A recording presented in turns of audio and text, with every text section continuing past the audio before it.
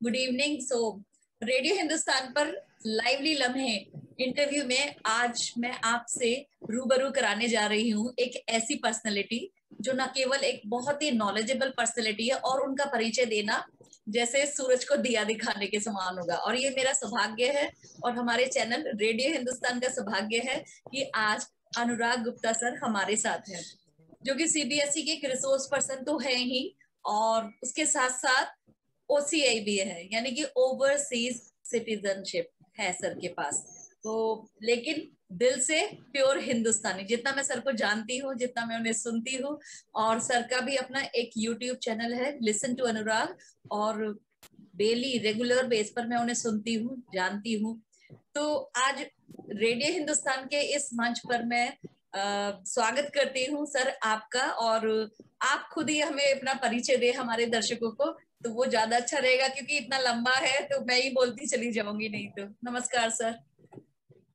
Ma'am नमस्कार, जय Hind everyone जो सुन रहा है मुझे।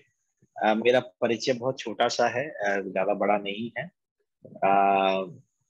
मैं कहाँ से शुरू करूँ क्योंकि जिंदगी में उतार चढ़ाव इतने ज्यादा हैं कि मैं एक तरफ से नहीं बता सकता। बस हाँ, मैं मेरठ में पैदा हुआ हूँ, मेरा जन्मस्थली मेरठ है और ग्वालियर में पला बड़ा। मैंने इंजीनियरिंग ग्वालियर से करी, उसके बाद मैं हायर स्टडीज के लिए विदेश चला गया था, ऑस्ट्रेलिया। वहां पर मैंने मास्टर्स इन डिजिटल कम्युनिकेशन का कोर्स किया 2003 में, 3 और 4 के बीच में। उसके बाद मैं वहां पे डिफरेंट कंपनीज में काम करता रहा और इसी दौरान मुझे वहां पे सिटीजनशिप अलॉट हुई। मेरे फादर चाहते थे कि मैं हिंदुस्तान वापस आ जाऊं और एमबीए करूं। तो जैसा वो चाहते थे, मैंने वहां से अपने को वाइंड अप करके Great Lakes Institute of Management Chennai से मार्केटिंग एंड स्ट्रैटेजी में एमबीए किया। और उसके बाद मैं फिर एक ब्रिटिश फर्म में गुड़गांव में पोस्टेड था इन 2009-10। फिर फादर का आदेश था कि आप वापस ग्वालियर में आइए। तो पहले मैं रिलेक्टेंट था आने से, लेकिन उनका आदेश था तो मैं फिर ग्वालियर शिफ्ट हुआ वहां से। और 2012 में मैंने एक स्कूल की स्थापना की। एक्चुअली वो स्कूल पुराना था लेकिन वो किन्हीं कारणों से बंद था, तो 2012 में मैंने उसको स्टार्ट किया। मेरा अनुभव नहीं था एजुकेशन का खुद का, परिवार में देखा था बट मेरे खुद को कुछ नहीं आता था उस वक्त।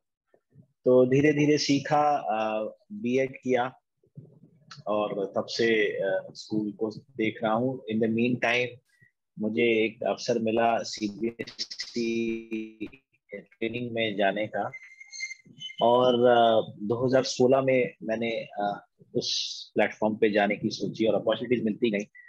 अब हाल फिलहाल में मैं करीब 100 से ऊपर वर्कशॉप्स ले चुका हूँ ऑफलाइन, एंड अराउंड 200 से ऊपर ले चुका हूँ ऑनलाइन। और सीबीएसई के जितने मॉड्यूल्स हैं, जेनेरिक मॉड्यूल्स, मैं उन सबका रिसोर्स पर्सन हूँ। और 2-3 दिन पहले ही मुझे मास्टर ट्रेनर बनाया गया है सीबीएसई के ट्रेनर्स को ट्रेन करने के लिए। तो वो अभी 3-4 दिन पुरानी बात है। तो अब मैं सीबीएसई का ऑथराइज मास्टर ट्रेनर हूँ, जो रिसोर्स पर्सन को ट्रेन करके, मतलब प्रिंसिपल्स को ट्रेन करके रिसोर्स पर्सन बनते हैं, वो प्रोसेस में का मैं ट्रेनर बन चुका हूँ। तो यही मेरा छोटा सा परिचय है, और बस रोज सीखता हूँ और कुछ ना कुछ करता रहता हूँ बस। ये तो सर आपकी ग्रेटनेस से इसे छोटा बताया आपने।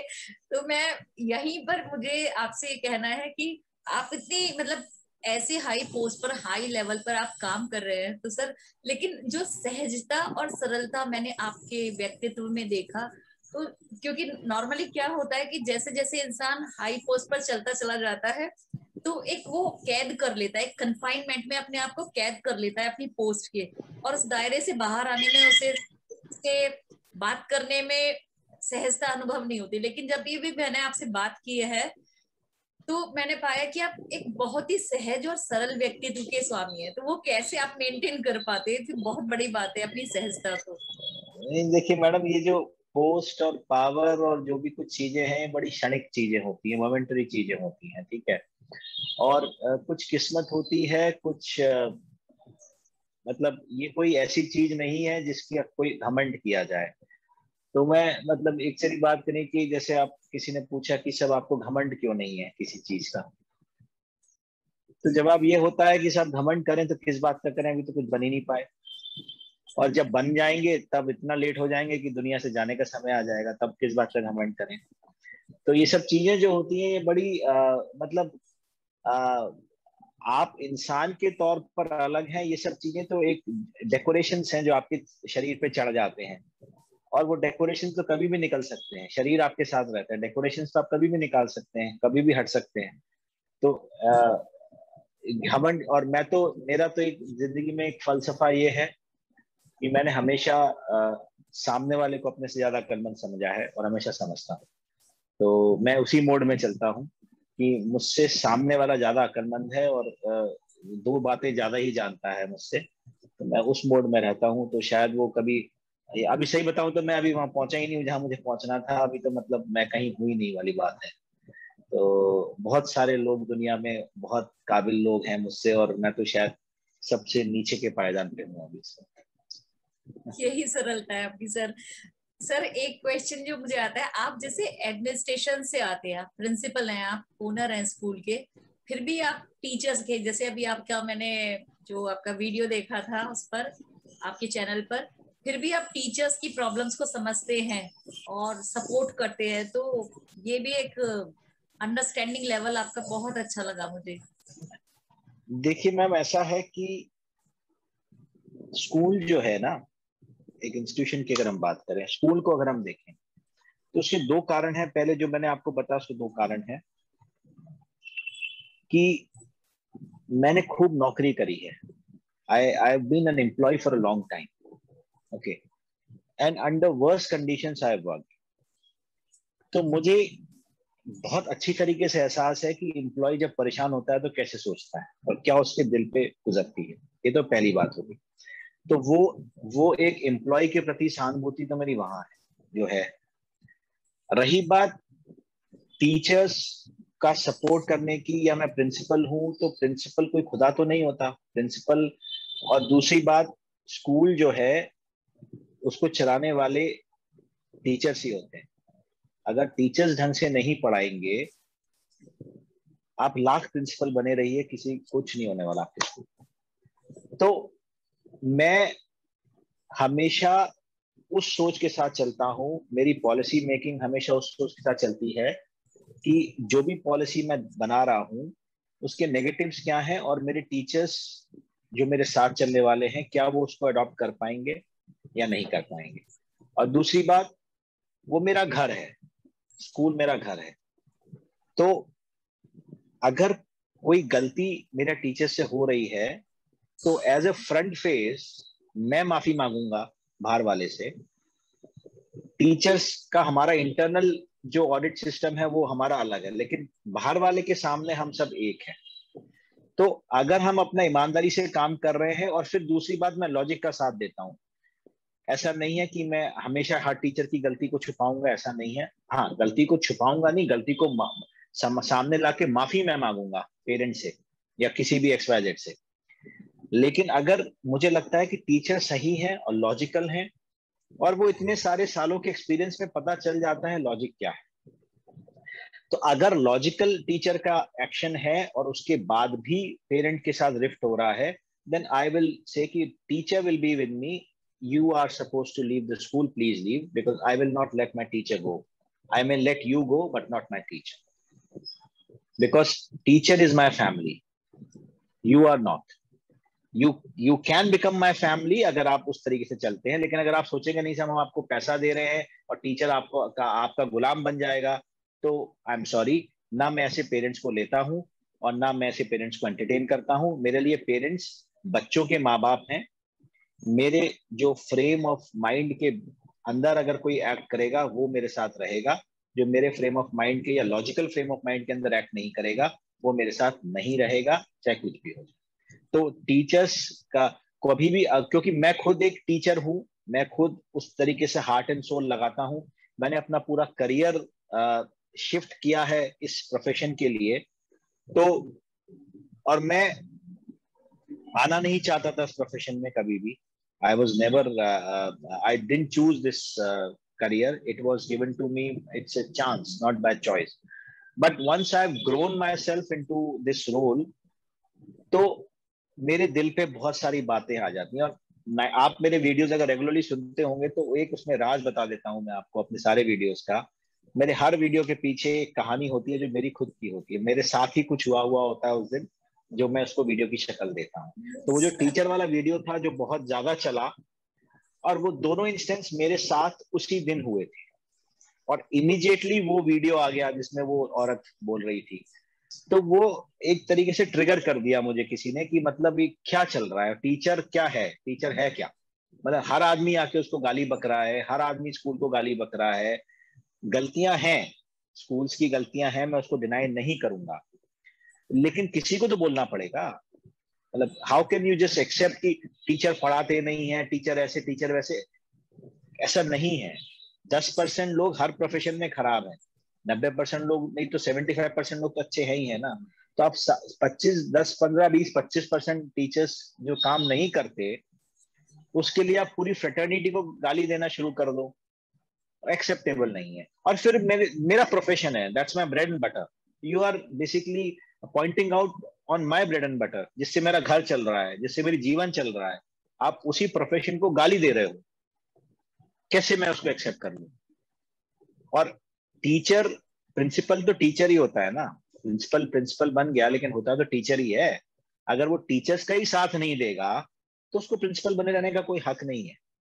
उस मैनेजमेंट को अपना स्कूल बंद कर देना चाहिए जो टीचर्स को स्लेव्स की तरह यूज करते हैं, जो इमोशनलेस होते हैं। प्रोफेशनलिज्म जरूरी है, हर जगह जरूरी है, लेकिन साथ में इमोशंस भी जरूरी है, लॉजिक भी जरूरी है। क्योंकि पेरेंट हमको पैसा दे रहा है तो हम सब कुछ भूल जाएंगे और पेरेंट को भगवान बना देंगे। भगवान बनाए सही बात के लिए, गलत बात के लिए नहीं। आप उनकी कंप्लेंट सुने, आप उसको रेक्टिफाई करें, लेकिन जहां आपको लगता है कि नहीं गलती पेरेंट की है, टीचर्स की नहीं है, तो वहां सही क्या है और गलत क्या है वो आपको बताना चाहिए। मेरा मोडस ऑपरेंडी ऐसा है, गलती होगी तो मैं माफी मांगूंगा, नहीं होगी तो मैं बोलूंगा आज हमसे गलती हो गई कि आपने हमारे स्कूल में एडमिशन दिया, अब आप निकाल सकते हैं बच्चे को, कोई परेशानी नहीं है। 1 साल गया और उसके लिए मैं माफी चाहता हूँ कि मैंने आपके बच्चे के जीवन का 1 साल खराब किया, अगर आपको ऐसा लगता है। तो टीचर्स को अगर आप इज्जत नहीं देंगे, और ये खाली टीचर्स वाली बात नहीं है, आप किसी भी ऑर्गेनाइजेशन को अगर आप हेड कर रहे हो और आप अपने एम्प्लॉय को इज्जत नहीं देंगे तो वो बात आएगी नहीं। क्योंकि आप उन्हीं के भरोसे तो जग को जीतने निकले हो ना। आप उन्हीं को कैसे आप रेप्रीमेंट कर सकते हो विदाउट एनी रीजन, बिकॉज आपको अपने जो आपको पैसा दे रहा है उसको आपको खुश करना है, तो इसका मतलब तो फिर आप प्रोफेशन ही गलत है आपका। इट्स प्योर बिजनेस है। अब बनता जा रहा है, स्कूलिंग इज ए बिजनेस बनता जा रहा है, लेकिन अभी भी कुछ लोग हैं जो उसको एजुकेशन के हिसाब से चलाते हैं। शायद मैं उनमें से एक बनने की कोशिश करता हूँ या हूँ। ये है, इसलिए तो टीचर्स की प्रॉब्लम जब तक मैं नहीं समझूंगा, किसको देखेंगे? घर का मुखिया मैं हूं, अगर मैं ही उनकी प्रॉब्लम्स को नहीं समझूंगा तो कहाँ देखेंगे, किसका आसरा लेने जाएंगे वो? उनको मेरी तरफ देखना है, मुझे उनको सॉल्व करना है, उनकी प्रॉब्लम्स, उनको खुश रखना है। अगर मैं ही नहीं रखूंगा, मैं ही उनका साथ नहीं दूंगा, तो फिर स्कूल तो चल गया मेरा, बात खत्म हो जाएगी, फिर वो चलता रहेगा ऐसी डमी की तरह। बहुत अच्छी सोच है सर आपकी ये। तो इसी आपके ये आंसर से मुझे दो और दूसरे प्रश्न आते हैं। एक तो ये कि सर जैसे आज ये मेंटेलिटी होती जा रही है ना, जैसे ट्रिनिटी है, बच्चा सेंटर में है और उसकी एक साइड है पेरेंट्स और दूसरी साइड है टीचर्स और स्कूल। लेकिन आजकल के दौर में मैं जैसे देखती हूँ, पेरेंट्स और टीचर ब्लेम गेम सा चल जाता है। मतलब जैसे कि टीचर्स बच्चों के लिए, सारे टीचर्स नहीं है बट फिर भी एक तरीके से मेंटेलिटी चल रही है कि जैसे पेरेंट्स और टीचर्स एक दूसरे के कॉम्पिटिटर्स, राइवल्स हो चुके हैं। पेरेंट्स जैसे ब्लेम गेम की टीचर की ही गलती है, जैसे आपने भी बताया था उसमें, और इधर से होता है कि नहीं नहीं पेरेंट्स की उसमें ना बैकग्राउंड। मैं आपको एक बहुत ही लॉजिक बताता हूँ, अगर उस लॉजिक को आप समझें। क्या होता है, आ,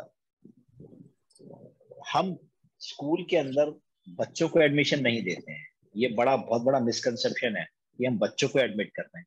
आप बच्चों को एडमिट नहीं कर रहे हैं, आप उनके पेरेंट्स को एडमिट कर रहे हैं। एक बात सबसे पहले तो आप ये बात समझें। दूसरी बात क्या होती, क्योंकि बच्चे को तो आप संभाल लेंगे, 12 साल तक 15 साल तक आपके साथ है, अब वो आपके रूल्स एंड रेगुलेशन में चल रहा है, आप उसको संभाल सकते हैं, आपके पास अथॉरिटी है उसको संभालने की। आपको संभालना है पेरेंट को, पहली बात। अच्छा, संभालने का मतलब क्या होता है वो भी समझ लीजिए। जब आपके स्कूल में एडमिशन के लिए पेरेंट आता है तो आपकी सोच क्या होती है, हम ये भी कराते हैं, हम ये भी कराते हैं, हम उसको बहुत सारे चांद तारे सितारे दिखा देते हैं। जो जो जो लेडी एडमिशन काउंसलर होती है आपके स्कूल की, एक्सवाइजर किसी भी स्कूल की, तो वो सब अच्छी अच्छी बातें बताती है कि हम स्पोर्ट्स भी कराएंगे, हम क्रिकेट एकेडमी भी चलाते हैं, हम डांस एकेडमी भी चलाते हैं, और अंग्रेजी बोलना तो हम पहले दिन से ही सिखा देंगे बच्चे को, और हम पता नहीं क्या क्या कराएंगे, हम बहुत सारी चीजें उसको बता देंगे, साइंटिफिक टेम्पर बनाएंगे, एनालिटिकल, जो जो उसको अच्छे अच्छे शब्द आते हैं वो आपने बता दिए। वो तो उसने एडमिशन आपको काउंसलर को देख के कर लिया, आपकी बिल्डिंग देख के कर लिया। टीचिंग प्रोसेस तो कोई देखेगा नहीं, ना कोई देखता, ना कोई दिखा सकता किसी। अब जब बच्चा क्लास में जाता है और टीचर के पास वही 4-5 घंटे होते हैं और वो सब नहीं हो पाता, क्योंकि हो ही नहीं सकता। We are not running residential school, we are running a day school which is hardly 4 to 5 hours child is with us. उसमें आप पढ़ा लें कि ये सब कराने पॉसिबल नहीं है। तो जो एक्सपेक्टेशन सेट किए गए थे पेरेंट के, गलत expectations, to be very honest, वो मीट आउट नहीं हुए। वो मीट आउट नहीं हुए तो पेरेंट का रिफ्ट बढ़ा कि साहब बोला तो कुछ था, वो कुछ नहीं रहा। तो वो जो रूट कॉज है उसको हटाना चाहिए। पेरेंट के दिमाग में ये डालने की जरूरत है कि भाई ये स्कूल है, स्कूल प्राइमरीली खोला गया है पढ़ाने के लिए, तो पढ़ाना प्राइमरी है, बाकी चीजें सेकेंडरी है। लेकिन एडमिशन के टाइम क्या बोलता है, बाकी चीजें प्राइमरी हैं, पढ़ाना सेकेंडरी है। तो वो जो मिसमैच होता है वो रिफ्ट बढ़ता है, और जो पेरेंट और टीचर आमने सामने आ जाते हैं। तो अगर कोई मेरे पास आता है एडमिशन के लिए, तो आई हैव अ प्रोसेस कि भाई तुम मेरे स्कूल में क्यों आना चाहते हो। तो बताएगा साहब मुझे ये चाहिए, ये चाहिए, चाहिए। मैं कहता हूँ भाई ये तो मेरे पास है नहीं। मैं कहता हूँ कि मेरे पास ये चीजें नहीं है, आप जो मांग रहे हैं ये चीजें नहीं। अब आप आना चाहते हैं क्या, तो आइए, और नहीं आना चाहते तो मत आइए। तो मतलब अगर हम ट्रांसपेरेंट हो जाए कि हमको क्या, हम आपको क्या दे सकते हैं और हमको क्या नहीं दे सकते, तो वो एक्सपेक्टेशन सेट हो जाएंगे पेरेंट्स के भी सही, और रिफ्ट्स आपकी कम हो जाएंगी, और वो ब्लेम गेम जो है ना खत्म हो जाएगा। ये तरीका होना चाहिए जो अक्सर स्कूलों में नहीं होता, because they want admissions at the cost of anything. So which is a wrong practice, has to be corrected, that what we can't do for you has to be told properly। कि भाई clause होता है ना कि ये आप जब LIC की पॉलिसी लेने जाते हो तो इतना बड़ा डिस्क्लेमर साइन करना पड़ता है, उसमें सारी कंडीशन लिखी होती है उसकी। फिर आप पढ़ो ना पढ़ो वो आपकी इच्छा है, लेकिन उन्होंने दे दी आपको कंडीशंस। अब एक बच्चा, एक मैं एग्जांपल देता हूँ, एक पेरेंट मेरे पास आई, UKG में उसका बच्चा है, और LKG में आप जानते हैं नर्सरी LKG बच्चे स्कूल नहीं गए तो बस वो मार्कशीट लेके और आ गए, एडमिशन हुआ। We're sitting in the month of July or so, and we start cursive after September or October, and the child is not able to write anything in Hindi and mathematics। वो cursive के पीछे उसकी माँ पड़ी थी, cursive लिखाना है। तो she said to me कि सर मेरे बेटे को cursive आती है, तो आप cursive क्यों नहीं दिखा रहे हैं। मैंने कहा madam I have to look after 25 other children in my class, जिनको सबको साथ में लेके चलना है, cursive आएगा समय से आएगा। नहीं सर मैं satisfied नहीं हूँ उससे। मैंने कहा ma'am then I think I made a wrong choice और you made a wrong choice. मैंने आपको एडमिशन देके गलत चॉइस कर ली, या आपने स्कूल में एडमिशन। मैं आपके हिसाब से नहीं चलूंगा, मैं सारे बच्चों के हिसाब से चलूंगा। अगर आप इतना ज्यादा एक्सपेक्ट कर रहे हैं तो 1 साल जाएगा, फर्स्ट क्लास में जैसी बच्चा आए, आप कहाँ जाना चाहें वहां जा सकती हैं। आपको ये गिल्ट नहीं रहेगा कि आपके बच्चे की जिंदगी 12 साल और बर्बाद। पेरेंट के एक्सपेक्टेशन इतने बढ़ा दिए गए हैं, अननेसेसरीली इतने बढ़ा दिए गए हैं कि उसको पता ही नहीं है कि वो एक्सपेक्टेशन सही है या गलत है। और ना 99% पेरेंट्स को ये नॉलेज है कि हम क्या एक्सपेक्ट कर रहे हैं, वो हम कर सकते हैं या नहीं कर सकते। अब जब फॉल्स एक्सपेक्टेशंस मीट आउट नहीं होंगे तो फिर वो रिफ्ट बढ़ेगा। तो सबसे पहली बात ये कि उसको सच बताओ कि हम क्या कर सकते हैं, हम क्या नहीं कर सकते। हम सिर्फ अच्छी अच्छी बातें बता के पेरेंट को अट्रैक्ट करते हैं, हम उसको नेगेटिव पार्ट्स चेहरा नहीं दिखाते वो भी दिखाने की जरूरत है। जब आप दोनों दिखाएंगे तब इन्फॉर्म डिसीजन होगा, तब इन्फॉर्म वो सोच के साथ आएगा कि हाँ साहब मुझे पता था ये हो सकता है, ये नहीं।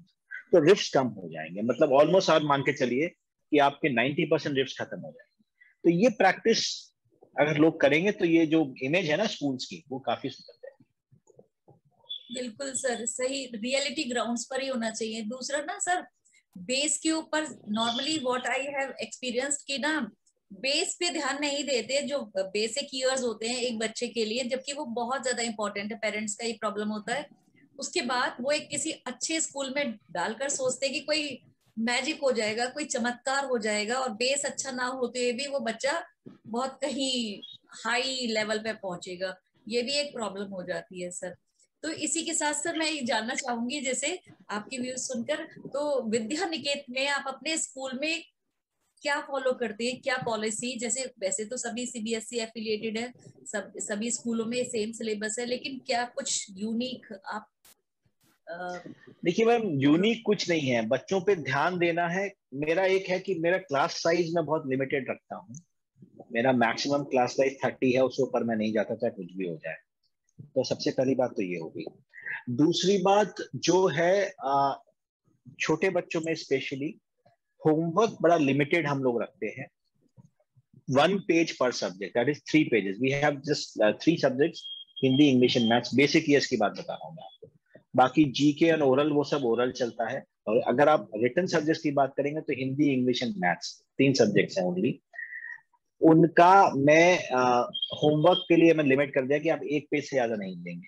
पेरेंट्स का ऑब्जेक्शन होता है कि सर 2-2, 3-3 पेज दीजिए, वो हम नहीं देते। तो हम अपने हिसाब से, जब तक उनको नहीं आ जाएगा हम आगे नहीं बढ़ेंगे, पहली बात। तो एक तो ये जो मोडस ऑपरेंडी सभी की होती है, प्लस जितना ज्यादा हम इन्वॉल्व हो सकते हैं बच्चों के साथ वो हम होने की कोशिश करते हैं। क्लास साइज कम होने से थोड़ा फायदा हो जाता है, क्योंकि आपके पास ज्यादा पर्सनली टाइम मिल जाता अटेंशन। है बच्चों के साथ। ठीक है।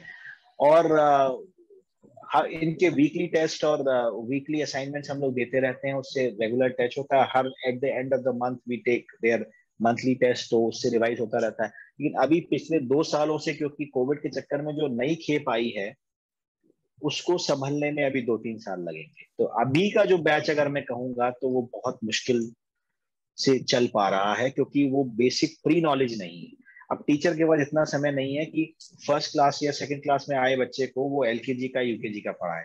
तो वहां थोड़ा सा एग्जैक्टली। गैप आ रहा है। तो वहां पे पेरेंट्स की जरूरत है। अब पेरेंट्स की जो आप बात करते हैं, कि मैं मानता हूँ कि ये 3 पायों पे खड़ी है पूरे बच्चे का जीवन, एक खुद बच्चा, एक पेरेंट और एक स्कूल। अच्छा, स्कूल में बच्चा आपके पास 6 घंटे रहता है हमारे पास, ठीक है। बाकी 18 घंटे वो घर में रहता है। अब उस 18 घंटे में आप मान लीजिए 12 घंटे वो सोने में, खाने में और अलग एक्टिविटीज में भी निकाल देता है, तो 6 घंटा वो स्कूल में रहता है और चेतन अवस्था में 6 घंटा वो घर पे रहता है। तो जितनी मेरी जिम्मेदारी हो गई बच्चे की बढ़ाने की, पढ़ाने की, उतनी जिम्मेदारी आपकी भी होगी। अरे मैं आपसे सिर्फ 1 घंटा मांग रहा हूँ, आप बाकी के 6 घंटे मेरे ले लो और 1 घंटा आप अपना दे दो। इतना ही करना है आपको। तो जो पेरेंट्स आके हमसे कहते हैं कि सब हम तो नहीं पढ़ाएंगे घर में, हम तो नहीं देख सकते घर में, तो मैं कहता हूँ भाई साहब मैं आपके बच्चे को नहीं पढ़ा सकता, आई एम सॉरी। आपको घर में तो देखना पड़ेगा, आपको घर में देखना पड़ेगा। अगर आप सोचते हो कि आपने सिर्फ मेरे भरोसे बच्चा डाल दिया और मैं ही जिम्मेदार हूँ उसके लिए, तो मैं माफी चाहूंगा, मैं आपके बच्चे को नहीं पढ़ा सकता। और आपको जो बेहतर स्कूल मुझसे मिले आप वहां चले जाइए। तो पेरेंट्स की काउंसलिंग इज वेरी इंपॉर्टेंट। और दूसरी बात, उनके एक्सपेक्टेशंस भी सेट रखना कि भाई तुम अपने बच्चे से उतना ही एक्सपेक्ट करो जितना जरूरी है, जितना सही है। चांद एक्सपेक्ट मत करो, उसकी कैपेबिलिटी को ध्यान में रखो। तो ये सब बातें आपको, मतलब मेरा उद्देश्य पेरेंट को खुश करना नहीं होता, मेरा उद्देश्य होता है पेरेंट सेटिस्फाइड हो लॉजिकली, मेरे लॉजिक से सेटिस्फाई होना चाहिए। मैं खुश करूंगा तो आप समझ लीजिए 90% पेरेंट्स के पास समय नहीं है कि सच और झूठ पता लगा पाए। आप उनको कुछ भी बताते हैं कि वो मानते जाएंगे, क्योंकि उनको समय नहीं है इतना आपसे बात करने का। और स्पेशली जो हम छोटे शहरों से आते हैं वहां इतनी अवेयरनेस भी नहीं है। मैं दिल्ली बम्बई की बात नहीं करता, वहां होगी। तो उनको आप सेटिस्फाई करिए, लॉजिक के साथ सेटिस्फाई हो जाएंगे। और उनको उनको आप खुश मत करने की कोशिश करिए, उनको satisfied. There is a difference between to make them happy and to make someone satisfied. There is a difference between, so make them satisfied, don't make them happy. If they are satisfied they will be happy themselves.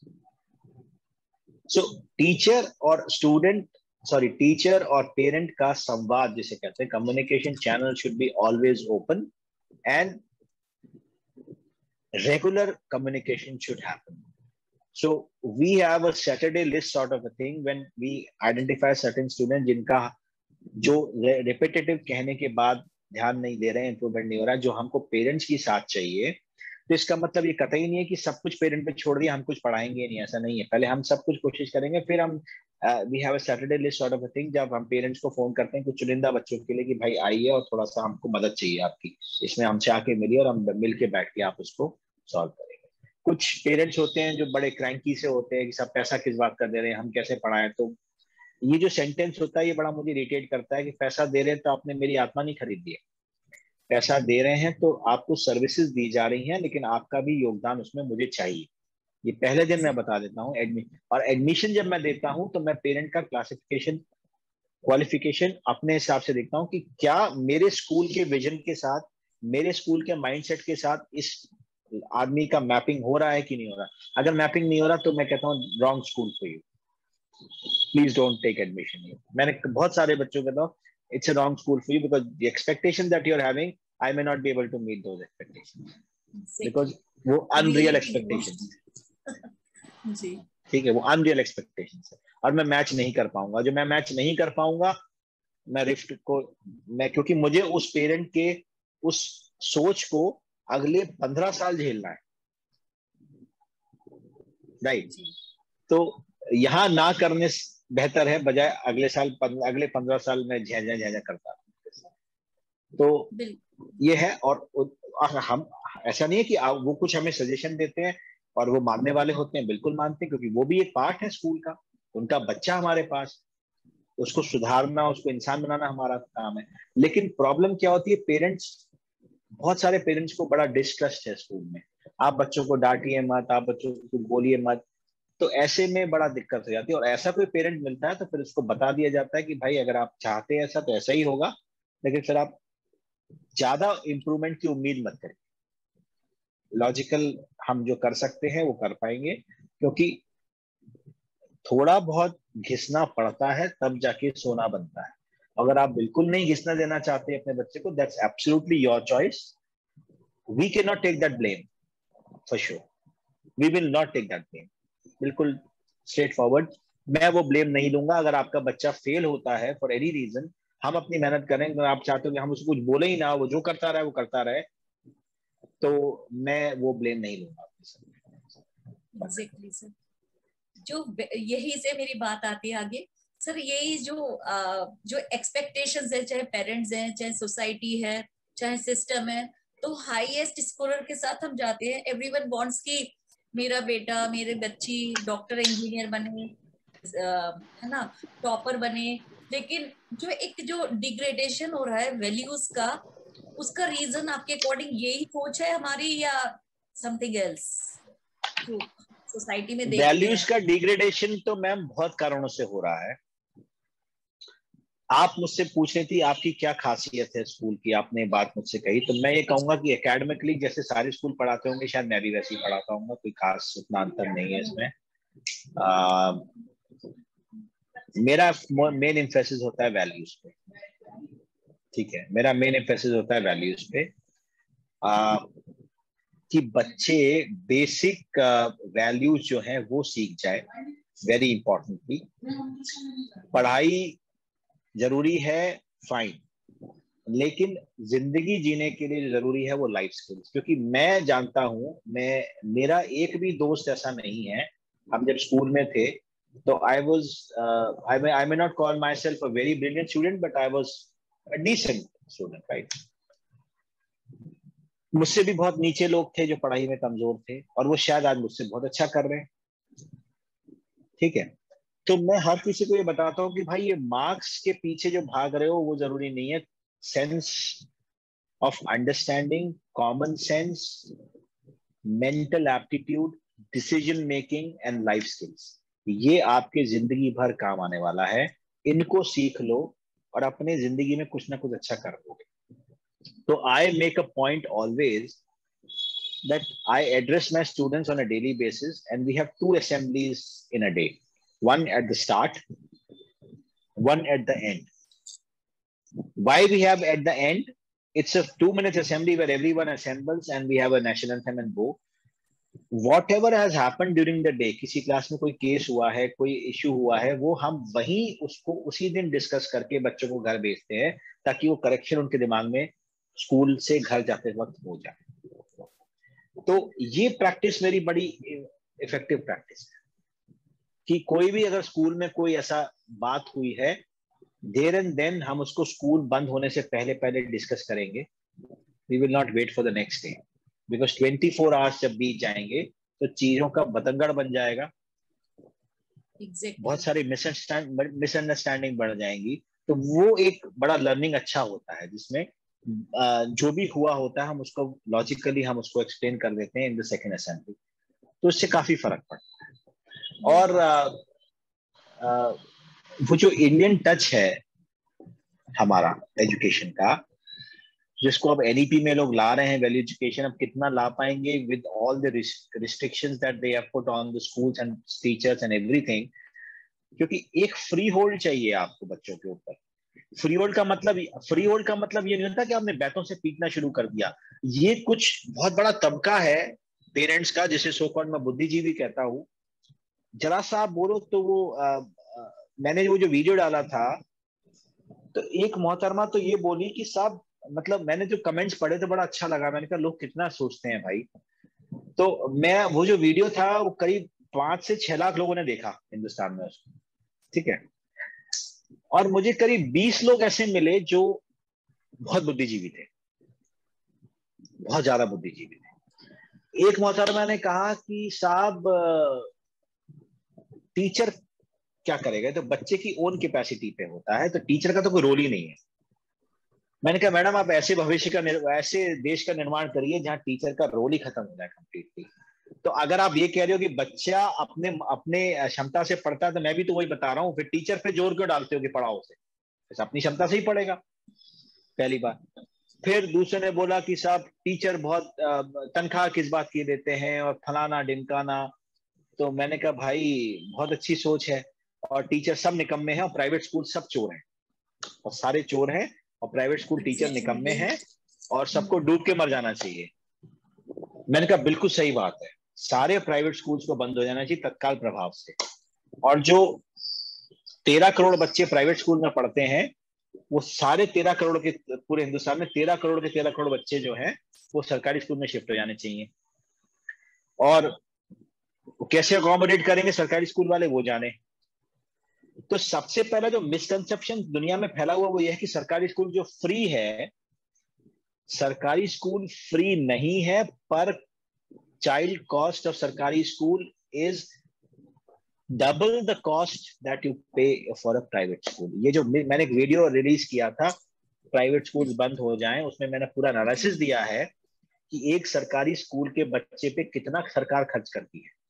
तो जब 13 करोड़ बच्चे जो private school में पढ़ते हैं वो सारे के सारे सरकारी स्कूल में शिफ्ट हो जाएंगे, तो 9 लाख करोड़ का जरूरत है।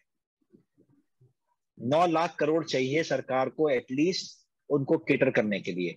वो 9 लाख करोड़ और 4.5 लाख करोड़ हम करते हैं प्राइवेट स्कूल्स में, जो पेरेंट करता है, और 9 लाख करोड़ सरकार को करना पड़ेगा, क्योंकि सरकारी स्कूल का जो बजट है वो प्राइवेट स्कूल से डबल है।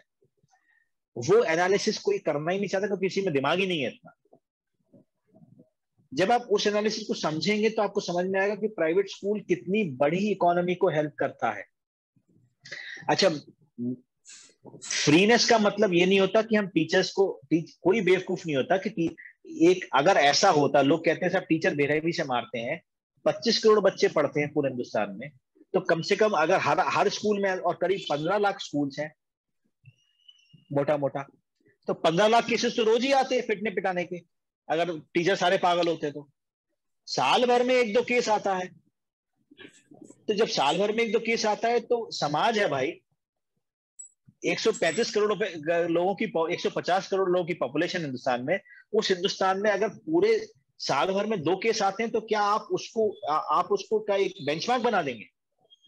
और टीचर भी तो आपकी मेरे समाज से ही आ रहा है, उसकी वैल्यूज भी उतने ही गिरे हुए हैं जितने आपके और सबकी गिर रहे हैं। टीचर कोई आसमान से तो नहीं टपक रहा है, वो भी वही वैल्यू सिस्टम लेके आ रहा है। तो अगर ऐसा होता तो 15 लाख केसेस आते रोज स्कूल के अंदर पूरे हिंदुस्तान में, ऐसा कहीं नहीं आता। साल भर में 1-2 केसेस आते हैं और वो लोग पागल हैं, वो टीचर्स पागल हैं, उनको तत्काल निकाल देना चाहिए, उनको प्रोफेशन छोड़ देना चाहिए, उनका कोई सपोर्ट नहीं करता। लेकिन 99.99% टीचर्स पागल नहीं है, उनको भान है कि वो क्या कर रहे हैं। तो जो फेसबुक पे बैठ के गालियां देना सबसे आसान काम है, सबसे सस्ता काम है, और इसमें कोई पैसा नहीं लगता। लॉजिक पे अगर आप बात करें, एक मुझसे भिड़ गए सज्जन और उसी पे इसी वीडियो पे बहुत लंबी उन्होंने बात की कि ऐसा है और वैसा है, फलाना है, ढिमकाना है। मैंने कहा साहब बहुत खुशी की बात है, बहुत बड़े बड़े टर्म्स मुझे सिखाए, बोले आप जानते क्या हैं शिक्षा के बारे में? मैंने कहा साहब मैं तो कुछ भी नहीं जानता, मैं तो बिल्कुल बेवकूफ हूँ, आप बिल्कुल सही कह रहे हैं। तो लॉजिक ऐसे ऐसे देते हैं कि देख के लगता है कि अपना सर मत फोड़ो, इनसे सर फूट जाएगा तुम्हारा, इनको समझ में नहीं आएगा। तो ट्रस्ट जो है उसको बनाना बहुत जरूरी है, पेरेंट्स के मन में वो ट्रस्ट बनाना बहुत जरूरी है, नहीं तो आने वाले समय में बहुत दिक्कतें आने वाली हैं। और पेरेंट्स को समझना पड़ेगा कि स्कूल एक ऐसा इंस्टीट्यूशन है जिसको आप रिप्लेस नहीं कर सकते, school can not be replace. उसके लिए ईमानदारी स्कूल्स में भी आनी पड़ेगी, ऐसा नहीं है। तो मैंने एक उसका जब इस वीडियो का पार्ट 2 बनाया तो उसमें ये कहा कि ईमानदार स्कूल्स भी हैं हिंदुस्तान में, ऐसा नहीं है। तो पेरेंट चॉइस जो कर रहा है, आप चॉइस कर रहे हो मुझे 1 लाख रुपए वाले स्कूल में पढ़ाना है क्योंकि मेरा स्टेटस सिंबल है, तो जब आप उसको 1 लाख रुपए वाले स्कूल में पढ़ा तो पढ़ाने की कॉस्ट नहीं दे रहे हो आप उसको, आप उसके वो एक्सपीरियंस की कॉस्ट दे रहे हो। तो फिर आप उसको गाली नहीं दे सकते, आप उसको गाली मत दीजिए क्योंकि आपका चॉइस है वो, यू मेक दैट चॉइस। 10,000 रुपए साल का स्कूल पढ़ाने वाला भी मिल जाएगा जो बच्चों को पढ़ा सकता है और अच्छा पढ़ा सकता है, लेकिन आप वहां नहीं जाओगे, आप 1 लाख वाले में ही जा रहे हो, फिर आपको राइट नहीं है हिसाब देने का, क्योंकि किताब तो वही चलेगी ना, वही किताब 10,000 में भी चलेगी, वही किताब 1 लाख में चलेगी। 1+1 2 उस किताब में भी होगा, 1+1 2 उसकी किताब में भी होगा। टीचर्स यहाँ भी मेहनत करेगा, टीचर्स वहां भी मेहनत करेंगे, लेकिन आप कॉस्ट दे रहे हो बिल्डिंग का, आप कॉस्ट दे रहे हो एक्सपीरियंस का। अब आप वही वाली बात है कि फ्लाइट में बैठ के खाना खाओगे तो वो सैंडविच 500 रुपए का आएगा, और वही सैंडविच आप कहीं नीचे खाओगे तो वो सैंडविच 100 रुपए का आएगा। 400 गुना आप तो हवा का कॉस्ट दे दो ना, तो हवा का कॉस्ट आप दे, आपने कहा कि मुझे सैंडविच खाना है, फ्लाइट ने नहीं कहा कि सैंडविच खाओ। तो वो सोच चेंज करने की। सर मैं इसी में ही बात कर रही थी, तो हम जैसे वैल्यूज की बात कर रहे थे और ये जो फ्री का जो लॉलीपॉप है, मैं इसी पर बात कर रही थी। जैसे आप कह रहे थे ये फ्री है, सरकारी स्कूल या एजुकेशन, ये जो लोगों की मेंटेलिटी बनी हुई है ना, ये फ्री लॉलीपॉप, जो कि ना केवल हमारे एजुकेशन सेक्टर में बल्कि हमारी सोसाइटी का भी बहुत बड़ा नुकसान कर रहा है। और पॉलिटिकली भी हम इसको देख ही रहे हैं, दिल्ली या बाकी सभी जगह, कि लोग कैसे इस फ्री लॉलीपॉप को देखकर लोगों को डेमोक्रेसी का मजाक बना रहे हैं। तो इसके बारे में भी मैं आपके व्यूज जानना चाहूंगी, बट साथ में ये भी ऐड करना चाहूंगी, जब हम जैसे टीचर्स, हम लोगों से एक्सपेक्ट किया जाता है टीचर से, स्कूल से, कि हम लोग फ्री में प्रोवाइड कराएं सब कुछ, है ना, जबकि एक सर्विस है, मानते हैं हम ये सर्विस है, लेकिन इसके साथ ही हम भी सोसाइटी का हिस्सा है, स्कूल है, टीचर्स है, हम भी सोसाइटी का हिस्सा है। तो जैसे हर एक सर्विस का एक कॉस्ट है, प्राइस है, हम लोग भी जब कुछ बाय करने जाते हैं तो क्या हमें कुछ फ्री ऑफ कॉस्ट मिलता है? मेरा यही क्वेश्चन होता है सभी पेरेंट्स से या देखिए जो लोग इस तरह की मेंटेलिटी रखते हैं। तो इसे पॉलिटिकली और सोशली दोनों पर्सपेक्टिव में मैं जानना चाहूंगी आपसे। देखिए जो मॉडर्न इंडिया का सबसे बड़ा स्कैम जो है ना, मैं आपको बता दूं, scam, I am using the word SCAM, scam is this free education. जी। तो ये जो फ्री एजुकेशन का जो स्कैम चल रहा है, तो इसको एनालाइज करने की जरूरत है कि इसकी कॉस्ट क्या है। सरकार अब इस पूरे प्रोसेस को चला नहीं पा रही है, या बिल्कुल स्पष्ट समझिए। इन्होंने जो सीएम राइज और पीएम राइज स्कूल्स खोले हैं ना, उसको आउटसोर्स कर दिया है। ठीक है, तो ये जो फ्री का जो, जैसे झुंझुना पकड़ाने वाली जो बात होती है ना, ये एक पॉलिटिकल गिमिक है और कुछ नहीं है। जब पॉपुलेशन कम थी तब चला, जब पॉपुलेशन बढ़ गई, क्योंकि आप जब एक स्कूल को स्टैब्लिश करते हैं, एक एक छोटा सा स्कूल, जब भी अगर आप टीयर 3 सिटी की बात करूं, मैं ग्वालियर की बात करूं, छोटा शहर है, उसको जब आप स्टैब्लिश करते हैं तो कम से कम 8 से 10 करोड़ रुपए चाहिए आपको लगाने में। सरकार के पास वो फंड्स नहीं है। अगर वो लगा रही है तो वो आपके और मेरे टैक्स का पैसा लगा रही है। पहली बात तो फ्री तो रहा ही नहीं वो, उससे और भी चीजें हो सकती थी, क्योंकि वो कॉस्ट जो आ रहा है उसको कोई एनालाइज कर ही नहीं रहा। आप एक प्राइमरी स्कूल बना हुआ है एक गांव में, और उसमें 4 प्राणी बैठते हैं जिनकी तनख्वाह 1-1 लाख रुपए, 4 लाख रुपए आप दे रहे हो, और उसमें 30 बच्चे भी नहीं, 10 बच्चे पढ़ते हैं। तो 4 लाख तो तनख्वाह दे रहे हो और 10 बच्चे पढ़ते हैं, तो 40,000 पर कॉस्ट आई पर चाइल्ड की। अच्छे से अच्छे प्राइवेट स्कूल की फीस 40,000 रुपए ट्यूशन फी नहीं है। राइट, तो वो सोचना ही नहीं चाह रहा ना आदमी की चल क्या रहा, और उसमें पढ़ता कितने, 10 बच्चे भी नहीं पढ़ते उसके अंदर। और मैं तो सैलरी कॉस्ट बता रहा हूँ, अभी मैंने उसका स्टैब्लिशमेंट कॉस्ट नहीं बताया आपको, वो जोड़ दूंगा तो और 70,000 रुपए पर बच्चा पढ़ने वाला है। तो ये जो समझाना है ना, ये जो समझाना है, केजरीवाल जी ने क्या किया, free free free free free सब। तो अभी तो आपके पास पैसा है तो आप करे जा रहे हैं, करे जा रहे हैं, करे जा रहे हैं, बाद में जब पैसा नहीं होगा तो वो आपसे लिया जाएगा। आप फ्री दिया आप, मैं सर, ये क्योंकि पॉलिटिकल मंच नहीं है तो मैं किसी सरकार की बड़ाई और बुराई नहीं कर सकता। पेट्रोल की कॉस्ट बढ़ गई, कितनी बढ़ गई, मतलब सीधे सीधे 70 रुपए से 110 रुपए हो गया पेट्रोल की कॉस्ट। तो क्या फ्री दिया, जो आपने दिया वो ले लिया आपने वापस। तो आप उसमें कोई कुछ नहीं कहता। तो जहां बात है टीचर्स को फ्री पढ़ाना चाहिए और ये पढ़ाना चाहिए, क्यों भाई टीचर्स को फ्री, तो तनख्वाह कौन देगा उनकी? जो ऐसा कहता है तो तनख्वाह कौन देगा आप बता दीजिए। और सारे पेरेंट्स से मैं बात करता हूँ, मैं बिल्कुल यहाँ खुले, बहुत सारे स्कूल्स ऐसे हैं जो शायद आपको जो फीस स्ट्रक्चर बताया उसके अलावा भी पैसा लेते होंगे, होंगे कुछ स्कूल्स, लेकिन बहुत सारे स्कूल ऐसे भी हैं जिन्होंने जो साल के शुरू में आपको बता दिया वो वही पैसा ले रहे हैं, उससे ज्यादा नहीं पैसा ले रहे हैं। जब साल के शुरू में जब आपने एडमिशन लिया था तब आपको सारी टर्म्स एंड कंडीशंस बताई गई थी, आपने तब एडमिशन लिया था, आपको सब कुछ बताया गया था, आपने तब एडमिशन लिया था। फिर अब पैसे के लिए क्यों चिल्ला रहे, फिर पैसे के लिए क्यों चिल्ला रहे? ये गलत है, ये एग्जैक्टली। गलत है। अब होता क्या है, मीडिया को भी मजा आता है। और अगर मैं सरकार की बात करूं, मैं बहुत ब्लंटली यह बात कर रहा हूं क्योंकि मुझे डर नहीं लगता कि मैं ऐसी कोई गलत बात नहीं कर रहा। सरकार की पॉलिसीज भी क्या होती हैं, आपके स्कूल में अगर 5,000 बच्चे पढ़ते हैं तो 10,000 पेरेंट्स हैं 5,000 बच्चों के। अगर आपके फेवर में कोई बात करके 10,000 पेरेंट्स को खुश किया जा सकता है, तो स्कूल में काम करने वाले 500 लोग हैं, 500 लोग को दुखी करके 10,000 वोट मिलते हैं, तो सरकार कहती है वोट ले लो, देखा जाएगा जो होता है। ये पॉलिसी चल रही है। अब फ्री की जो बातें कर रहे हैं वो एक्स चेकर को, मतलब मैं देखता हूं, I should not say that, मेरे घर के बाहर कंट्रोल की दुकान है और उसमें इतने सारे लोग ऐसे आते हैं फ्री का राशन लेने जो कारों से आ रहे हैं, 10-10 लाख की कार से आ रहे हैं, क्योंकि वो एक पर्टिकुलर वर्ग को रिप्रेजेंट करते हैं, तो उनको वो राइट मिल गया कि आप वो दे, उसका कोई चेक नहीं कर रहा, और वो सारा राशन खरीद के फिर वो बेच देते हैं मार्केट में, वो सॉरी फ्री में लेके और उसको बेच देते हैं मार्केट में।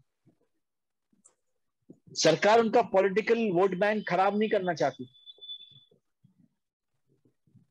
तो वो आप पिस रहे हो। तो इस हिंदुस्तान को जरूरत, देखिए सरकार या तो, जो भी सरकार आती है ना, जो भी सरकार आती है, या तो वो लोअर क्लास के बारे में सोच रही है या वो अपर क्लास के बारे में सोच रही है। मिडिल क्लास जिसकी मिडिल क्लास। मेजोरिटी है उसके बारे में कोई सोचना चाहता ही नहीं, क्योंकि मिडिल क्लास, और उसके लिए हम भी जिम्मेदार हैं। कितने लोग वोट देने जाते हैं? जो लोग दिमाग से चलते हैं उसमें से कितने लोग वोट देते हैं? नहीं देते ना। सिर्फ फेसबुक पे चिल्लाते हैं हम लोग वोट देने नहीं जाते हैं। तो आप, जिनमें लॉजिक है, आप वोट देने नहीं जाएंगे, फिर आपको कोई राइट भी नहीं है कि सरकार को गाली दें आप, या तो आप वोट दीजिए और जाइए। तो ये जो वोट बैंक पॉलिटिक्स है, अपीजमेंट पॉलिटिक्स है, तो मतलब मुझे ये समझ में नहीं आता कि मिडिल क्लास का क्यों नहीं सोचती सरकार। मिडिल क्लास भी तो इंसान है, मिडिल क्लास में भी तो जान है, उनका भी तो परिवार है क्या। और क्या जो आप उनको सहूलियतें दे रहे हैं वो सही आदमी तक पहुंच रही है, इसका कोई चेक लगाता ही नहीं है। तो लगाना ही नहीं चाहता। मैं देखता हूँ मेरे घर के सामने कंट्रोल की दुकान है, और आप देखेंगे कि 1-1 लाख की बाइक पे लोग आ रहे हैं और वो 10 किलो चावल फ्री लेके जा रहे हैं। मजाक बना हुआ है सिस्टम का, और हम आंखों से देखते हैं उसको। कुछ कर नहीं सकते ना कोई सर, चेक लगाना नहीं पॉलिटिकल चाहता। सिस्टम ही ऐसी बना हुआ है ना। और कोई उसकी, जैसे अभी तो आप, रिजर्वेशन में देखिए, रिजर्वेशन भी रिजर्वेशन में जो, भी वही हाल है, वही जी हाल है, वही हाल है। जो लोग वाकई जरूरतमंद है उनको शायद इसका लाभ मिलता है कि नहीं मिलता पता नहीं, लेकिन कलेक्टर का बेटा भी कलेक्टर बन रहा है, डॉक्टर का बेटा भी डॉक्टर बन रहा है रिजर्वेशन से। आपने रिजर्वेशन देके नौकरी ले ली, और रिजर्वेशन के बाद आपकी नौकरी में आपको अगर प्रमोशन चाहिए तो उसमें भी रिजर्वेशन है। क्या क्या एग्जैक्टली। कराना, क्या बनाना क्या चाह रहे हैं? तो अब ये तो जो अब ऐसी जनरल चीजें मिडिल हैं कि, क्लास है वो तो कहीं आगे नहीं बढ़ता ना। हाँ जो मतलब general general middle, middle class, आप, reservation should be on the basis of economic status. चाहे कोई भी गरीब हो उसको रिजर्वेशन मिलना चाहिए, and reservation should be giving them opportunity to compete, not to lower the benchmark की कट ऑफ 100 नंबर जा रहा है जनरल का और 20 नंबर जा रहा है ओबीसी का या SC ST का। वो नहीं होना चाहिए। आप उनसे फॉर्म का पैसा मत लीजिए, आप उनको फ्री कोचिंग दीजिए। Let them compete and come to the common platform. उस पर कोई बात करना नहीं चाह रहा, क्योंकि बहुत सारी लोगों की जो रोटियां है ना वो सिकना बंद हो जाएंगी अगर आप इस पर बात करेंगे, including BJP, Congress, BSP, anything, वो सब दिक्कत हो जाएगी। तो अब ठीक है, अब देश, देखिए मेरा मानना यह है कि अच्छाई बुराई दोनों से चलता है। तो जब तक अच्छाई चलती रहेगी तो देश चलता रहेगा, और वैसे ही चल रहा है। भगवान तो है ही ऊपर, कोई ना कोई तो रास्ता निकाल ही देता है। ठीक है। जी नहीं सर, ये तो सही है मेंटेलिटी, लेकिन आपको नहीं लगता क्या कि जो हमारी एजुकेशन सिस्टम है, आप तो क्योंकि पॉलिसी मेकर्स में भी आते हैं, तो मैं इसलिए यहाँ पर ये क्वेश्चन आपके सामने रखना चाह रही हूँ कि जो हमारा एजुकेशन सिस्टम है वो हमारी संस्कृति और सभ्यता से कुछ ज्यादा ही दूर हो गया। और जो लास्ट 50 ईयर्स में मैंने जैसे देखा है, स्पेशली अब आफ्टर इंडिपेंडेंस, तो कुछ ज्यादा मुझे लगता है कि जितना, मतलब this is my own perspective, जितना नुकसान हमें इन्वेडर्स ने या अंग्रेजों ने यहाँ शासन करते हुए नहीं पहुंचाया, इंडिपेंडेंस स्वतंत्रता प्राप्ति के बाद जो हमारे पॉलिसी मेकर्स आए या जो हमारे यहाँ पॉलिसीज चल रही हैं, उन्होंने हमें ज्यादा नुकसान किया है। आपको नहीं लगता क्या वोट ऐसा? बैंक पॉलिटिक्स नंबर 1, उसका एक तरीक, vote bank politics number 1। Number 2, अच्छा आप क्या मानते हैं दुनिया में सबसे अच्छा एजुकेशन सिस्टम कहाँ का है? आप हर वर्कशॉप में सुनते होंगे, बताइए कहाँ का है, आप क्या सर? बताइए। जी प्लीज दुनिया में पार्डन। सबसे अच्छा एजुकेशन सिस्टम, दुनिया में सबसे अच्छा एजुकेशन सिस्टम कहाँ का है, ये बताइए जरा मुझे। एक देश, बड़ा कॉमन देश है, सब तो उसी का गाना गाते हैं, आपको भी पता होगा। सारे ही फॉरेन कंट्रीज का ही मानेंगे इसमें तो सर। नहीं नहीं नहीं, फिनलैंड, फिनलैंड का गाना गाते हैं, हर आदमी फिनलैंड का गाना गाता है। मैं बहुत सारे प्रिंसिपल को जानता हूँ, 2-2, 3-3 लाख रुपए खर्च करके फिनलैंड के दौरों पे जाते हैं। एक क्वेश्चन पूछता हूँ आपसे, फिनलैंड में स्कूल गोइंग पॉपुलेशन पता है आपको कितनी है? नहीं सर, आप साढ़े बताइए। तेरह लाख 13.5 लाख, थर्टीन पॉइंट अच्छा। फाइव लैक्स हिंदुस्तान की स्कूल गोइंग पॉपुलेशन जानते हैं आप कितनी है? 26 करोड़। 200 गुना ज्यादा बच्चे हिंदुस्तान में स्कूल जाते हैं। तो जो एजुकेशन सिस्टम 13 लाख लोगों पे लागू होता है, क्या उसको आप 26 करोड़ पे लागू कर सकते हैं? Is it possible? वहां क्लास में 10 या 15 बच्चे होते हैं, यहाँ क्लास में 40 बच्चे होते हैं। क्या आप वो एजुकेशन सिस्टम फॉलो कर सकते हैं? नहीं कर सकते ना। तो फिर कैसे आप एप्पल्स को और ऑरेंजेस को कंपेयर कर रहे हैं भाई? हिंदुस्तान का एजुकेशन सिस्टम आज भी बहुत अच्छा है। इतने बड़े मासेस को पढ़ाने वाला दुनिया में दूसरा मॉडल नहीं है कोई। तो हम लोग जो गाना गाते हैं ना वेस्ट का, वो पागलपन है। आपको संस्कृति लानी है, एनईपी में उन्होंने बहुत सारी चीजें डाली हैं, वो कितनी इंप्लीमेंट होती हैं। गुरु शिष्य परंपरा की आप लोग बात करते हैं और टीचर डांट दे तो उसको जेल पहुंचा देते हैं। अब वो आपने एक वो कहानी सुनी होगी नचिकेता की, कि वो आरुणि की एक कहानी थी जिसमें उनके गुरु ने उनको पानी की मेड़ पे लेट गए थे रात में ताकि पानी अंदर गांव में ना आए। एक कहानी थी ना जिसमें गुरु की आज्ञा का जी पालन जी किया। जी। आज की डेट में वो गुरु होते तो जेल में होते, वो गुरु उनको आरटी एक्ट लगा देते। जी। ठीक है, एकलव्य का अंगूठा काट लिया द्रोणाचार्य ने, तो एकलव्य का अंगूठा काट लिया द्रोणाचार्य ने, द्रोणाचार्य पे तो फांसी हो जाती कॉर्पोरल पनिशमेंट में। SC ST एक्ट लग जाता। मैं जो भी एक्ट लग जाता है, मैं आपको वो बता रहा हूँ ना। तो गुरु शिष्य परंपरा की बात कर रहे हो तो थोड़ा सा फ्रीडम तो आपको देना पड़ेगा ना, तब तो आके आप वो वाला सिस्टम लेके आएंगे दोबारा। आपने मेंटल हरासमेंट का क्लॉज इतना बड़ा बड़ा डाल दिया है, तो you are trying to copy the west. अच्छा, आप एजुकेशन सिस्टम की आप बात करते हो, सिब्बल साहब आए, उन्होंने ऐसी की तैसी कर दी 10वीं तक की एजुकेशन सिस्टम। चलो थोड़ा थोड़ा सुधरा। अब मैं पब्लिकली मैंने पोस्ट लिखा था और आज फिर कर, जो इंटरनल मार्क्स का जो कंसेप्ट है ना अभी सीबीएसई में, वो बहुत बड़ा स्कैम है। उनको तत्काल प्रभाव से खत्म करना चाहिए। 100 में से 100 का पेपर लीजिए, सही पेपर लीजिए। और जो नॉर्मलाइजेशन है, नॉर्मलाइजेशन क्यों हो रहा है? आपको लिटरेसी रेट बढ़ाना है, आपको नंबर बढ़ाना है। तो बच्चा क्या करके आ रहा है और उसका रिजल्ट क्या आ रहा है पता ही नहीं चल रहा। क्यों? क्योंकि सरकार को खुश करना है कि रिजल्ट अच्छा है। तो इंटरनल मार्क्स खत्म होने चाहिए तुरंत प्रभाव से। आपका जो बोर्ड एग्जाम में मार्क्स आ रहे हैं वही आपके एग्जाम में मार्क्स। और जो वेस्ट को पागलों की तरह फॉलो करने की कोशिश कर रहे हैं ना, तो उसमें पॉपुलेशन को भी देखो। तुमसे 200 गुना ज्यादा पॉपुलेशन है हमारी, तो हम कैसे वही सारी पॉलिसीज यहां डाल पाएंगे? तो ये बेसिक दिमाग, हम तो कम पढ़े लिखे हैं लेकिन पॉलिसी मेकर्स तो बहुत ज्यादा पढ़े लिखे हैं ना, उनको वो सब ध्यान देना चाहिए। वो नहीं देते हैं। पेपर पे पॉलिसी बड़ी अच्छी लगती है, इंप्लीमेंट करने वाले आप और हम हैं। तो उसको समझना चाहिए लोगों को, उनको ध्यान रखना चाहिए इन सब चीजों का, जो नहीं रख रहे हैं। तो ये फ्री का गिमिक और इस तरीके की जो बातें हैं, ये सारी बातें लॉजिकली प्रेजेंट होना चाहिए, समझना चाहिए। और मुझे कई लोग कहते हैं कि मैं क्रिटिक हूं, नेगेटिव बोलता हूं। मैं नेगेटिव नहीं बोलता, मैं सही बात बोलने की कोशिश करता हूं जो मुझे सही लगती है। और अंदर ही अंदर काफी लोगों को वो बात सही लगती है, लेकिन आप कोई बोलता नहीं है, मैं बोल देता हूँ। बस इतना अंतर है मेरे में और काफी लोगों। ठीक। सर ऐसे ही जैसे मैंने वर्कशॉप बहुत सारी अटेंड किया, आपकी भी की थी मैंने एक वर्कशॉप अटेंड, और काफी सारे तो तभी उसमें आप और हम हार्ड जुड़े हैं। जी। तभी हम जुड़े। तो काउंटेड वन है बस जो रिसोर्स पर्सन है, जो बिल्कुल प्रैक्टिकल ग्राउंड पर आकर, रियलिटी ग्राउंड पर आकर बातें करते हैं। नहीं तो वही रटे रटाए जो हमने पढ़ रखा है सारा, वो वही चलते हैं। वो वर्कशॉप में वो बात भी नहीं आती, कोई चेंज भी नहीं आता। और समटाइम्स आई हैव सीन कि उन लोगों की अपनी मेंटेलिटी भी, तो सीबीएसई का क्या क्राइटेरिया होता है उन्हें अपॉइंट करने का एज द रिसोर्स पर्सन? सिर्फ मैम वो तो बड़ा यहाँ बड़ा बड़ा सेंसिटिव इश्यू हो जाएगा, उसको अपन ऑफलाइन ही बात करें, ज्यादा बेटर रहेगा। अच्छा ठीक है सर। वो तो क्या उनका क्राइटेरिया रहता है, वो बहुत सारी चीजें होती हैं। अब देखिए सीबीएसई ने क्या किया, मैं आपको बता दूं। बिकॉज ऑफलाइन वर्कशॉप्स के रिसोर्स पर्सन तो इनके पास लिमिटेड है, लेकिन इन्होंने ऑनलाइन इतने वर्कशॉप्स किए कि इनको रिसोर्स पर्सन नहीं मिल पाए।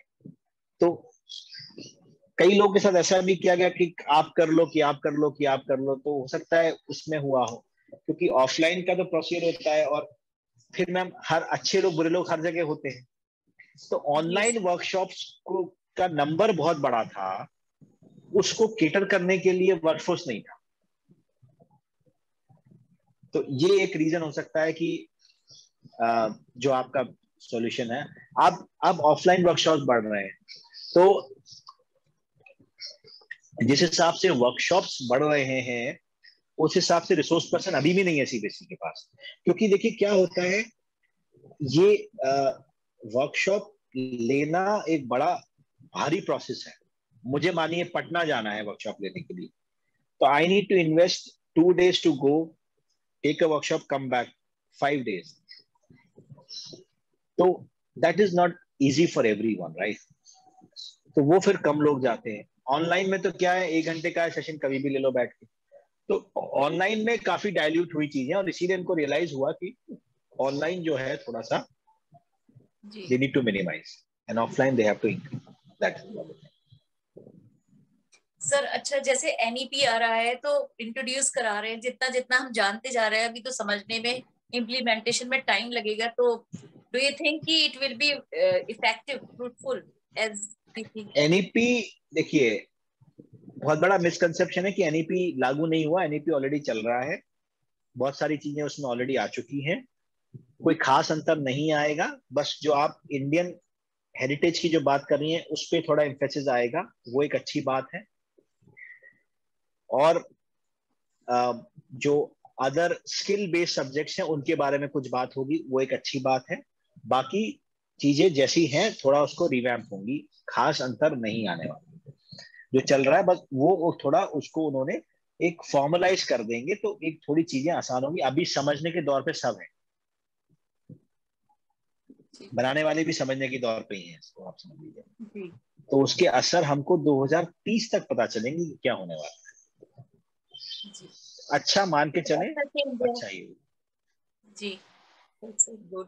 सी एक एक और जो प्रश्न आता है अभी आपकी पर्सनल लाइफ से, इफ यू परमिट मी, कि आपने जो ये स्विच किया अपनी जो एक बिजनेस और एक आप ऑस्ट्रेलिया गए, वहां पे एजुकेशन लिया, फिर बिजनेस, आई मीन जो ये कॉर्पोरेट वर्ल्ड था, वहां से आप एजुकेशन सेक्टर में आए, तो ये सारा कैसा रहा आपका एक्सपीरियंस वहां से आकर और फिर यहाँ?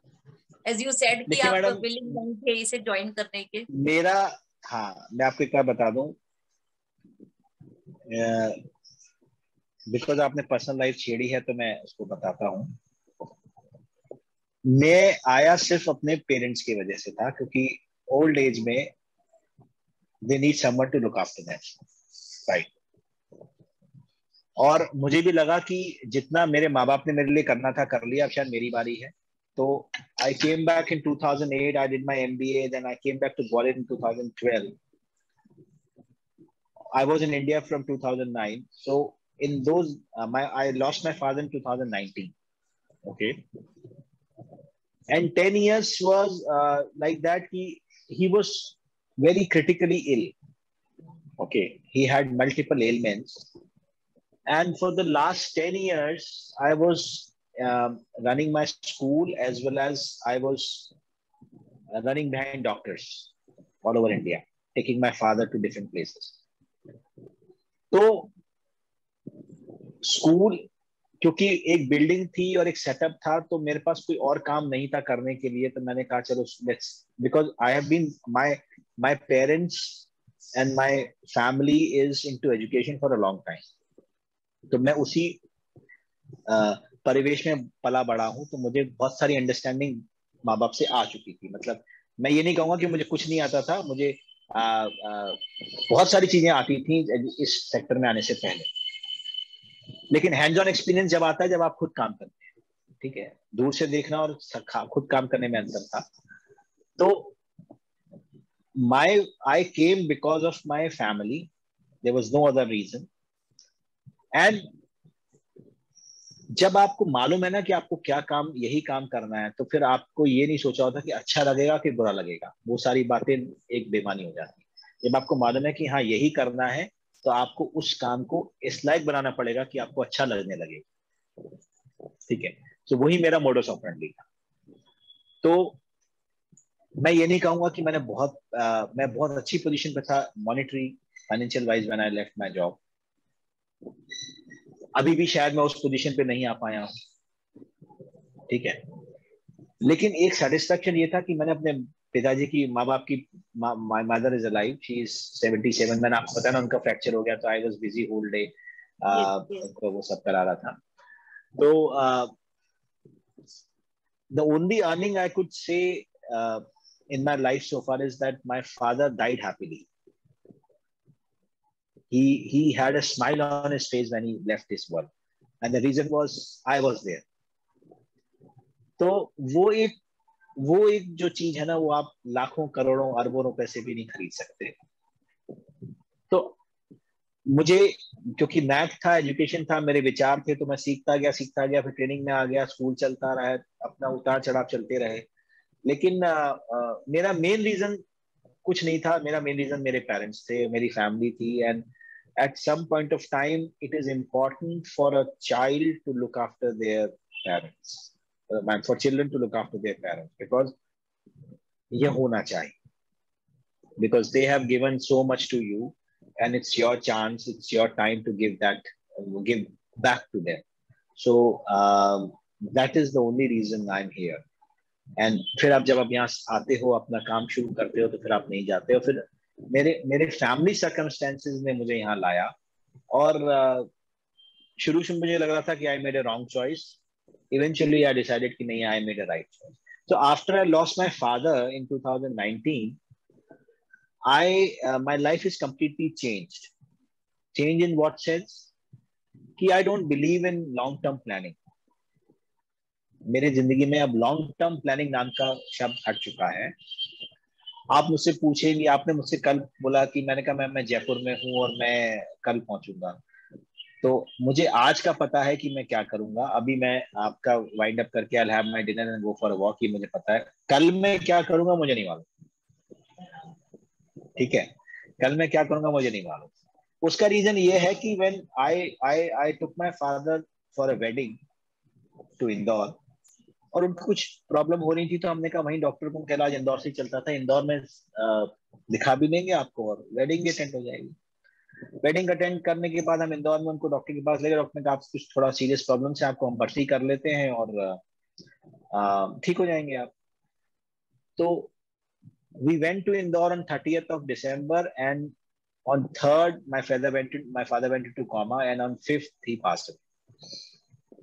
और जब हम जा रहे थे तो वो ये कह रहे थे कि साहब देखो यार, लौट के आना है तो मुझे ये काम कराना है, मुझे ये काम करना है, अपन को ये करना है, अपन को वो करना है. और I got him back in a वो रेफ्रिजरेटर बॉक्स से कहते हैं. तो मैंने सोचा यार, and he was lying outside, and हम लोग सब बैठ रहे हैं, खाना खा रहे हैं, पानी पी रहे हैं, चाय पी रहे हैं, नाश्ता कर रहे हैं, खाने की व्यवस्था कर रहे हैं, लोग हंस रहे हैं, और किसी को कोई मतलब नहीं था, इंक्लूडिंग मुझे भी कोई मतलब नहीं था. मतलब हाँ ठीक है, अब डेथ हो गई, अब आगे का काम करना है, सब करना है. तो मैंने सोचा यार, किस लिए सब फालतू ये दिमाग में चीजें लाना. अपना जैसे जिंदगी चल, मतलब घर का मालिक पड़ा हुआ है शांत एक डब्बे के अंदर, और हम खाने की व्यवस्था कर रहे हैं सबकी कि रात को क्या खाना बनेगा. राइट. तो फिर मैंने सोचा कि इतने प्लान्स लेके हम गए थे और लेके क्या आए हैं. तो फिर मेरी जिंदगी बहुत बदल गई. फिर मैंने अपनी जिंदगी में एक चीज गांठ बांध ली कि मुझे अपनी हेल्थ पे ध्यान देना है. सबसे पहली बात, दुनिया चाहे इधर से उधर हो जाए, मुझे अपनी हेल्थ पे ध्यान देना है. और मुझे लॉन्ग टर्म प्लानिंग में विश्वास नहीं रखना. आज मैं जियो, कल का कल देखेंगे. और मैं ऐसे ही, हाँ थोड़ी बहुत प्लानिंग आपको चाहिए होती है, वो जीने के लिए चाहिए, वो बेसिक प्लानिंग है, फाइनेंशियल प्लानिंग है, वो सब करके रखने, करनी भी चाहिए. लेकिन अगर आप बोले कि नहीं साहब आगे 5 साल बाद तुम्हारा क्या प्लान है, भाई साहब मुझे नहीं पता, आई डोंट नो. 5 साल जिंदा रह गए तो देखेंगे क्या होता है फिर आगे. ये सही. तो ये मेरी सोच है. और अब मेरी जिंदगी में एक चीज फिक्स्ड है कि मेरा 1 घंटे का सुबह का वर्कआउट एब्सोल्युटली फिक्स्ड है. वो होगा ही होगा, चाहे दुनिया इधर से उधर हो जाए. और शाम की 1 घंटे की वॉक फिक्स्ड है. ये 2 चीजें मेरी फिक्स्ड है. तो आपका ये भी सेशन खत्म करने के बाद मैं डिनर करके I will go for a walk. Last question sir for you, ये भी आपका पर्सनल है. 3 ladies in your life. 3 ladies in your life, your mom, ma'am, my wife and my daughter, और Aditi. Aditi. So what do you feel? Yes. तो उन तीनों से उनका क्या इम्पैक्ट है आपकी लाइफ, आपकी सोच और पर्सनैलिटी पर, तीनों का? देखिए, अदिति ने मुझे बहुत कुछ चेंज कर दिया। मैं बहुत अक्खड़ था, तो वो मतलब दुनिया में मैं हर किसी से जीत सकता हूँ, लेकिन वो मुझे हरा देती है हर वक्त। तो दूसरी बात, आ, उसमें ये है कि बेटियां और फादर का कनेक्शन क्या होता है, इसे सुनते थे हम, कभी महसूस नहीं किया था। अदिति के होने के बाद उसको महसूस भी किया। दूसरी बात रही, मदर का तो रोल सभी की जिंदगी में होता है। अगर मैं अपनी वाइफ की बात करूं तो she was in a very good position prior to opening the school. She was very senior system engineer in Infosys. और हम लोग गुड़गांव में वेल सेटल थे। कहाँ गुड़गांव, कहाँ ग्वालियर, और एक कंजर्वेटिव जॉइंट फैमिली में आना, वो भी उस प्रोफेशन में आना जिस प्रोफेशन का कुछ जानते नहीं हो। अब वो सारा सपोर्ट बहुत बहुत जरूरी था, और अगर वो शायद सपोर्ट नहीं करती तो मैं यहाँ तक नहीं पहुंच पाता। तो वो, और अब now at one point of time discussion ये था कि वो आना नहीं चाहती थी और स्कूल नहीं चलाना चाहती थी। और अब डिस्कशन ये है कि शी सेज की स्कूल तो मेरा है, तुम्हें जो करना है करो, मैं अपना स्कूल नहीं छोड़ सकती किसी तरह। नाइस। दैट ट्रांजिशन है। And believe me, I am into training and I can do trainings because she is there to look after the school. Yes. So when I go out for trainings, I don't have to care about, or I don't have to worry about my school internal processes. तो ये बहुत बड़ा role है। They are your strength. Exactly. Yes, they are. They are. Yes. Pillars. Yeah. Nice to talk to you, sir. आपने इतना समय दिया मुझे यहाँ पर हमारे चैनल के लिए, और बहुत अच्छा लगा मुझे आपसे बात करके, और इसे मैंने एक्सटेंड भी किया, एक्स्ट्रा टाइम भी दिया। इसके लिए आपका बहुत बहुत आभार, और दिल से दिल से शुक्रिया आपका। तो फिर मिलेंगे, फिर किसी और अच्छी सी बात पर बात करेंगे। बहुत अच्छा लगा, और रेडियो हिंदुस्तान की तरफ से मैं आपका आभार व्यक्त करती हूँ। आशा करती हूँ आप कि हमारे सबको, और ऑडियंस आप को भी बहुत बहुत सीखने को मिलेगा आपकी बातों से, आपके अनुभव से, जितने लोग आपको सुन रहे हैं और जो हमको सुन रहे हैं, सबको दशहरे की बहुत बहुत शुभकामनाएं। और जी सर, आपको भी, सब लोग और स्वस्थ अदिति को रहें। ढेर सारा शुभकामनाएं। जी। अभी अदिति और आदि मेरे गले में लटके हुए हैं, उनको रावण दिलाने जाना है, बारिश हो रही है, तो वो उसी इंतजार में है कि कब खत्म हो और कब मैं जाऊं। ये थैंक यू तो सो बहुत मच। बहुत धन्यवाद मैम। धन्यवाद सर। Thanks a lot. नमस्कार।